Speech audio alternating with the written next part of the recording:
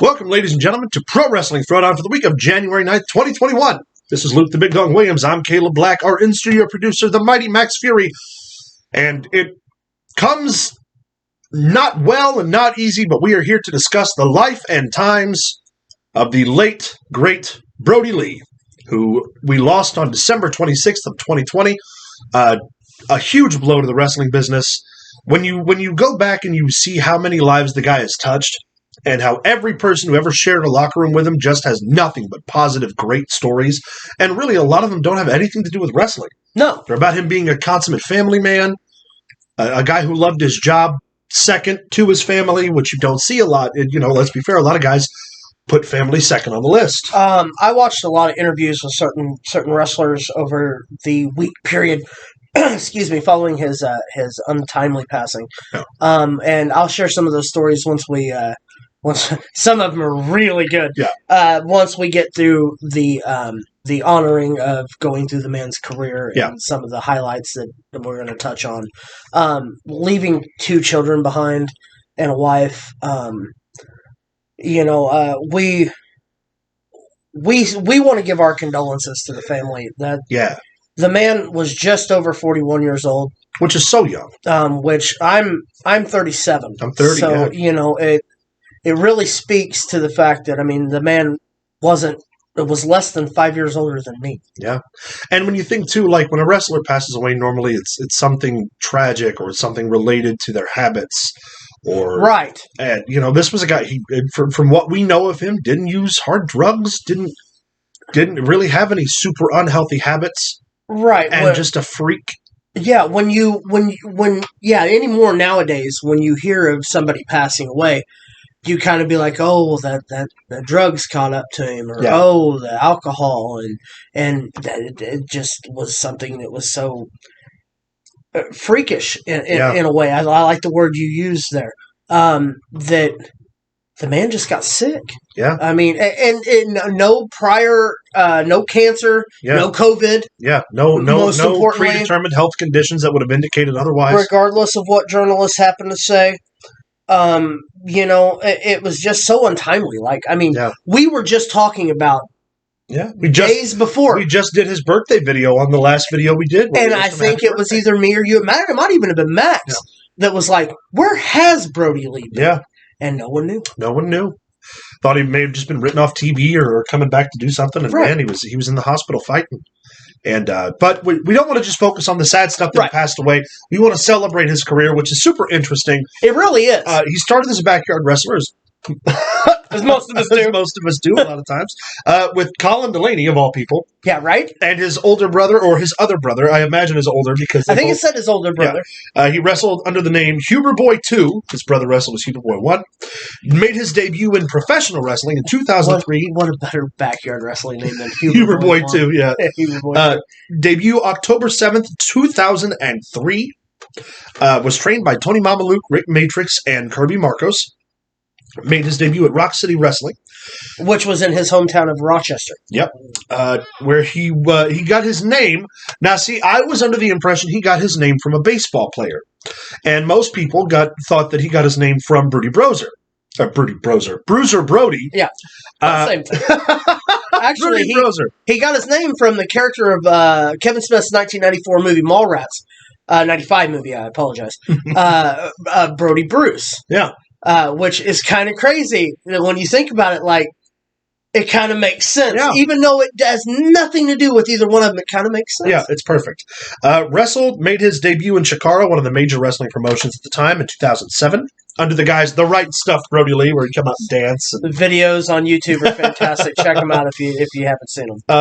Leading to his first big feud on the independent scene against Claudio Castagnoli. The story was that Brodie Lee was bullying smaller wrestlers. Claudio took exception, played the hero, got into some hard-hitting matches with Brodie Lee. Have you seen the video? It was right around that time he was playing The Right Stuff, and the ref's checking him, and then goes to check his opponent, and he big boots the shit out of the guy right above the referee. Like Kevin Nash, Mabel, That's big boot. Great. Like, it's crazy. Wrestled in 2CW in 2007, made his debut in Ring of Honor in 2008. Where he joined the group The Age of the Fall, which I didn't know. I didn't either. Made his debut in Evolve in 2010. The American expansion of Dragon Gate in May 8th, and then again in 2010 for the Japanese expansion. March 12th, he signed with NXT and joined the Wyatt family in a developmental contract. Let me stop you there. Yeah. When you talk about Dragon Gate in Japan, him just coming over with the name Brodie. Yeah. Had to have been instant heat. Oh, yeah. And especially the Japanese fans absolutely love large American heels. Yes. So he fits perfectly with that crowd where he gets to be a big burly son of a bitch and make some money. March 12th, he signs with NXT, debuts in August 2012 as a member of the Wyatt family, and May 27th, 2012, he debuts on the main roster. Yes.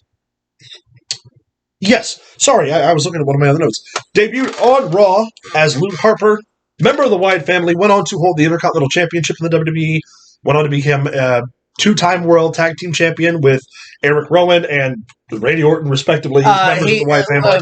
Freebird rule. Yeah, Freebird of the tag titles. Was voted the PWI's 24 out of the top 5, out of the PWI 500, was voted number 24. Which is in impressive 2015, which means he broke the top 30 and damn near broke the top 20. Was a former NWA Southern TV and Empire World Champion. I didn't know he was a former NWA champion. Nope. What is this note here that I wrote? Oh, it was voted by the the Wrestling Observer for having the best gimmick in 2013 as a member of the Wyatt family. Yes. Went on to have some incredible matches. People have been talking nonstop about his matches with the Shield. Yes. The Wyatt family versus the Shield. The New Day. Or let's say the New Day. All the three-man teams had just a fucking nasty lariat. Which, oh my god, ironically, is another one of our videos today we're going to talk about. So that's pretty cool. Left the WWE in 2020. Debuted on AEW Dynamite on March 18th. As the Exalted One of the Dark Order would go on to win the TNT Championship against Cody Rhodes in like a 2-minute match where he just beat the shit out of Cody Rhodes and then dropped the belt back to Cody in a dog collar match. And that was the last in-ring match we saw of Mr. Brodie Lee. Yeah. He was never a selfish man when it came to the professional wrestling world. Nope. He was always willing to build up and bring up characters. I've got a couple stories. Let's hear it. One of which, Anna Jay, who is 99. Yeah. A lot of people think that the 99 gimmick, the name, was based off of the Get Smart character. It's not.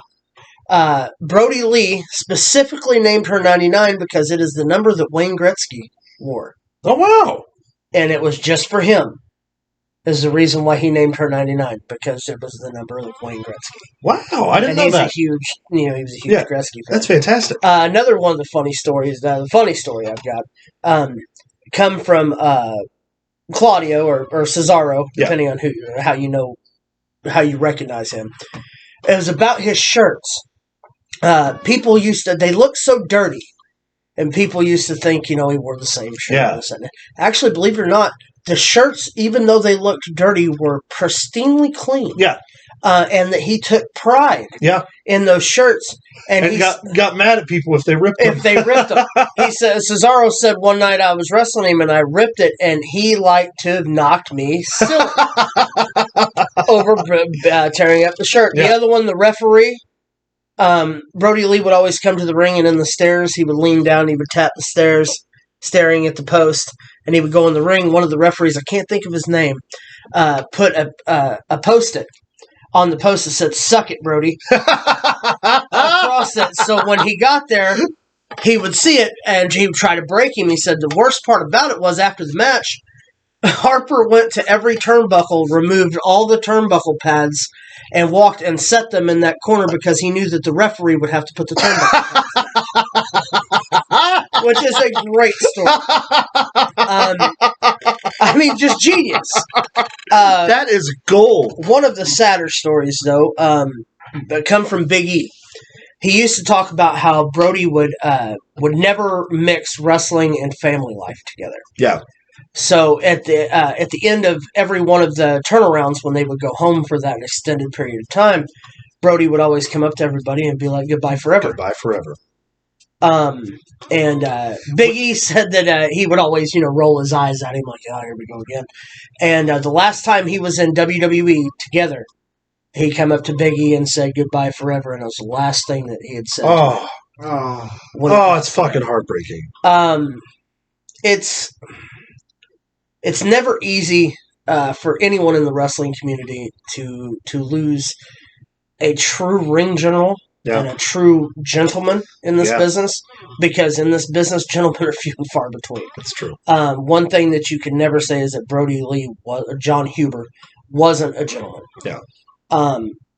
And the week after the passing, Twitter and Facebook and Instagram and all these different media platforms, the positivity that was spread was unlike anything in a long time, because there's always somebody that has something horrible to say, and no one had anything bad to say about Brodie. No, and that's what we were kind of talking about earlier. Like, there's always something you've done to piss someone off, especially in the wrestling business. It's easy, whether by accident or purposefully. Nobody had any negative things to say whatsoever about Brodie Lee. Yep. And that is something I hope that people remember in his legacy forever, is that, he really was a genuinely good dude who loved his family, loved the wrestling business, and, man, it's such a tragedy, and he's going to be missed for the entertainment he provided for everybody, and clearly the atmosphere he cultivated for others. Yeah. Where he helped people,